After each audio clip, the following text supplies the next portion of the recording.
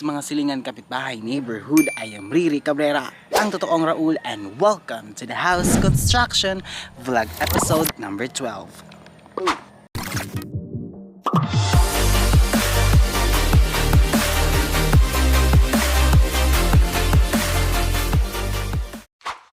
And in this video, yes, it's gonna be all about the installation of that thing, yung roof system ng terrace, yan.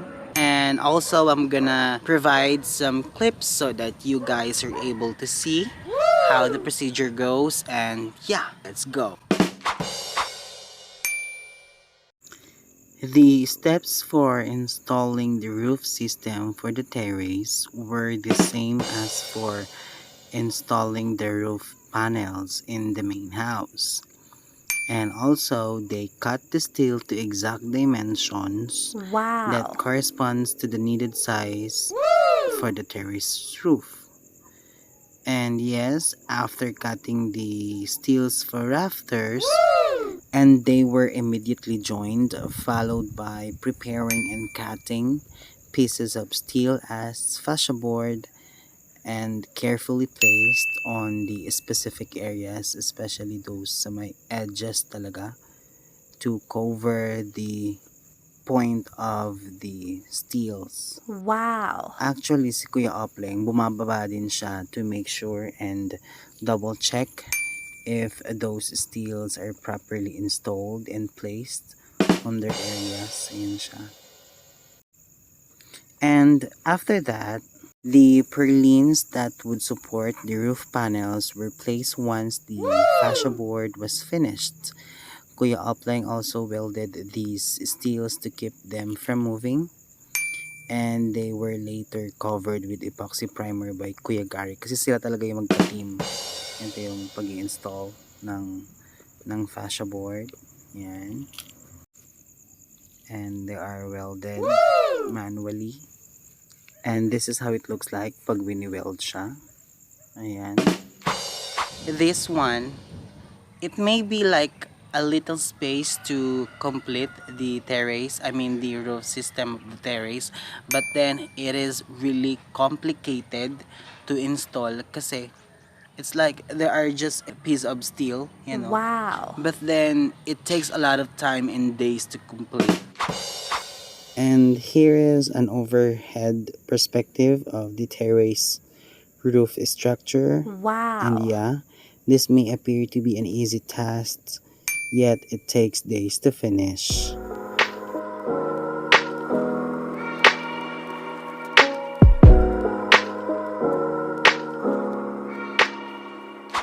Right after Kuya Opling finished completing this one, kasama si Kuya Pyong, they already started working with itong canopy.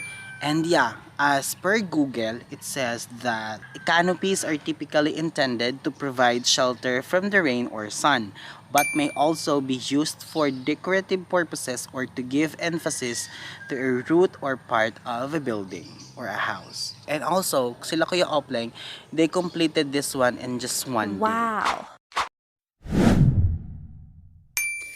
As already said, after the roof for the terrace was completed, Kuya Opling and other workmen began to build this section for the canopy as an extra design for the house, mainly here at the garage section.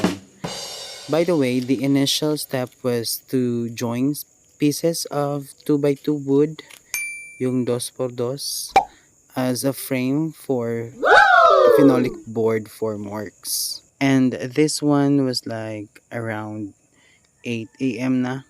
Yan. And after that, additional rebars are added to strengthen and stabilize the concrete. And after that, by the afternoon of that day, they had added a junction box for electrical lighting, yan siya, as well as mix sand, cement, and gravel as a concrete mixture, and eventually filled the sections that needed to be filled. Wow! One day lang nilang ginawa ito, and finally, After leaving the canopy overnight, they removed the cover the next morning, and here is the outcome.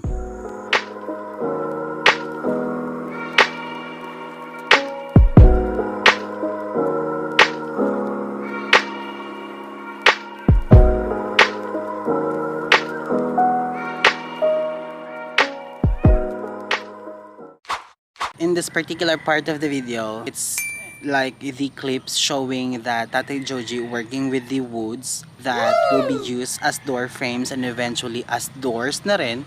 They chose a mahogany type of wood to be used as a door frame and eventually doors na din. And yes, si Tatay Joji na din yung gumawa ng mga pinto namin, and we want him to be the one who is responsible to work with this type of doors, because so that to make sure also that it will be like perfectly made. Yes. Wow. Yeah, kasi si Tatay Joji kasi all around siya, even in the construction, the furniture, everything.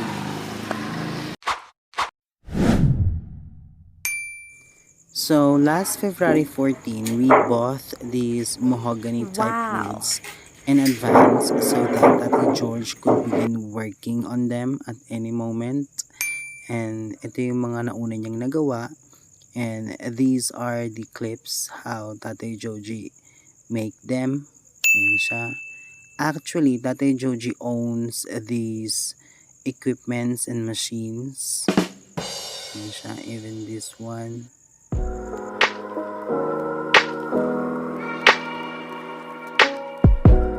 And also here.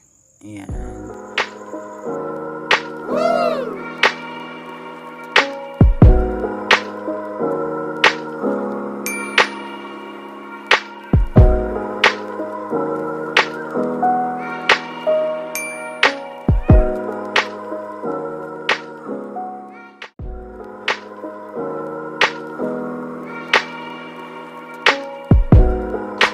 If Tatay Joji completed a piece of door frame, yon, it will be then coated with solignum to avoid these like insects na Wow. kakainin yung mga kahoy like anay.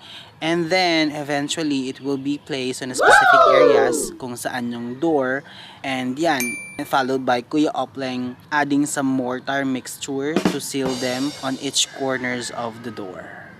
And this is Kuya Nyong coating both sides of these door frames. Ayan siya. Wow. Manually.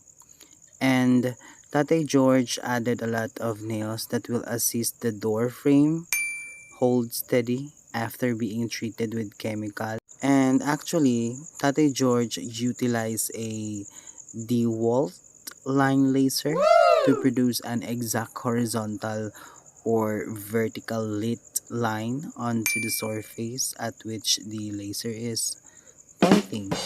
Kasi mas easier to use this kind of equipment. Yung ganyan siya. Yung may laser na pula. Wow. Kasi you can really assure that the attached door frames or any type of furniture, you can assure na pantay talaga yung pagkakakabit. Wow. And following the installation of these door frames, it was Kuya Opleng's tasks to fill the gaps between the blocks and the wood using the mortar mixture. Yan siya, para din ma-sealed talaga siya at hindi na siya gagalawin. Yan yung area na yan. By the way, these are the first part of this door. Actually, I will be making different vlog episode for doors. For a quick update, we have already rented some of, Wow. of scaffoldings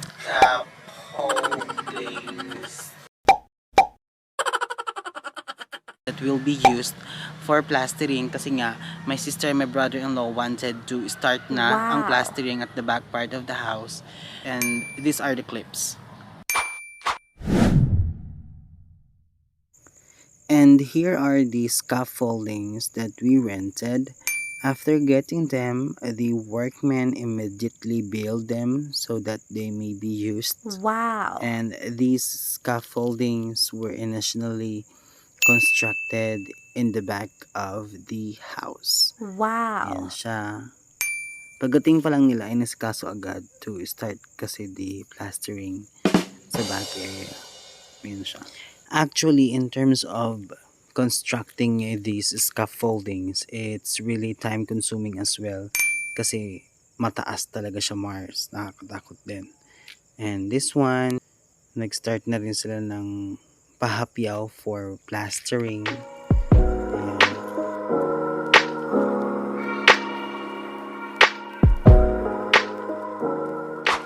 And take note, we have already purchased some of spandrels na ilalagay dyan, no, dyan sa dulo ng mga roof.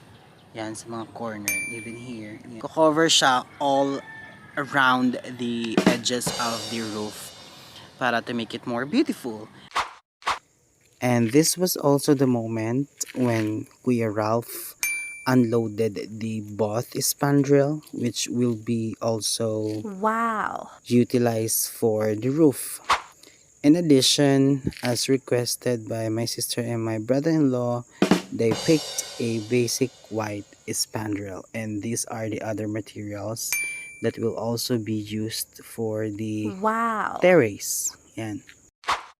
And that includes our vlog episode number 12. Thank you so much for watching, and don't forget to click the like and subscribe, and see you again on the next video. Bye! Baby, ko si